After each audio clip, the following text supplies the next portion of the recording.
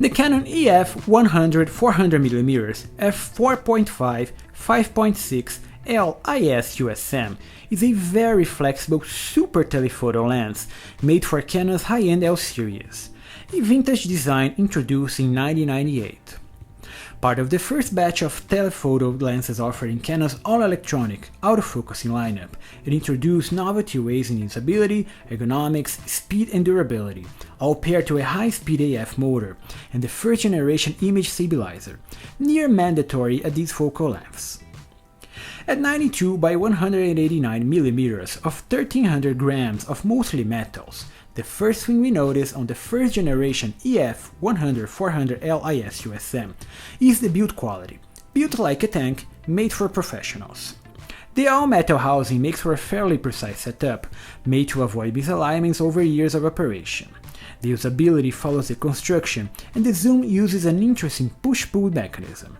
It's all done in hands. A friction ring adjusts the level of torque needed to move the whole optical group back and forth, made for speed and balance against the camera, making do without a zooming ring or internal gears. It's just a simple back and forth movement.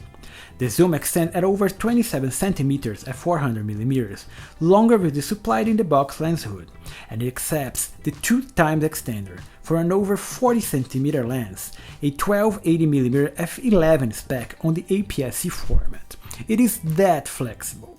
Inside, Canon supplies it with a ring-type USM ultrasonic motor that is a trademark of the EF lineup, fast, silent, accurate, and more than capable of following action. Here tested to shoot from wildlife to sports, it was near 100% accurate with the EOS 5D Mark II, and an easy recommendation for those shooting action. Also inside, Canon supplies it with the first generation IS image stabilizer, capable of sustaining over 2 stops of compensation. Not the best for today's standards, but a welcome addition.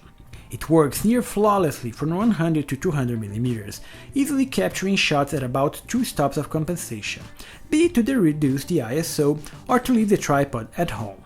But at 400mm, I felt it was nearly useless, especially on newer high-resolution cameras, thus I would recommend keeping the faster shutter speeds at all times. Canon did implement the newer 4-stop IS on the newer Mark II lens, and I recommend the newer version if the IS is a killer feature for you. Finally, at the front, the EF 100 400L accepts reasonable 77mm filters that fix on the thread over the first optical element, all inside included in the box lens hood. At the rear, the metal mount doesn't sport any sort of rudder sealing, another feature implemented only on the newer lens. It does accept extenders for an up to 1280mm f11 lens on the APS-C format, but remember most cameras won't use the viewfinder's phase detection autofocus modeling, limited at f8. It will be manual focus only, unless you use live view. And the included tripod collar is removable for a more portable package. Overall is what we expect from the L series, the excellent build quality and usability made for the professional market, delivered since the 90s.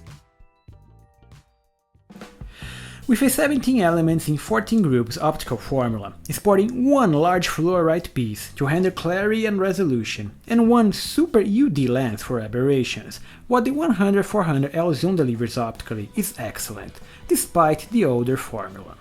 There's simply little to complain from its files. The resolution is great across the frame, with plenty of details from edge to edge, and the contrast levels are stunning, easy to output high-impact images.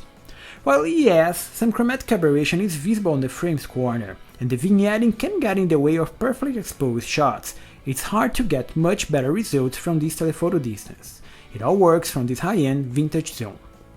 Wide open, the non-exotic 5.5-5.6 aperture already delivered stunning levels of center frame resolution, proper for large format prints of wildlife and even some portraits. It's amazing to see Canon deal with contrast and aberration controls even at this very long zoom, making for stunning shots of closer animals and details unseen by the naked eye. Various distortions are also well controlled, mostly being for lateral chromatic aberrations and geometric distortions, both easy to fix in post. And the colors and bokeh are also great, despite some complaints around the internet. This being a genuine telephoto design, It means the bokeh will never be as smooth as some double Gauss formula, making it harder to actually isolate your subject from the background. It appears flat in front and out of focus scene. But overall, this is the expected performance from a telephoto.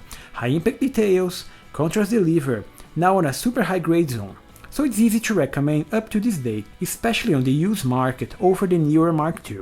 The images are simply lovely, no matter the subject, making the photographer's life easier.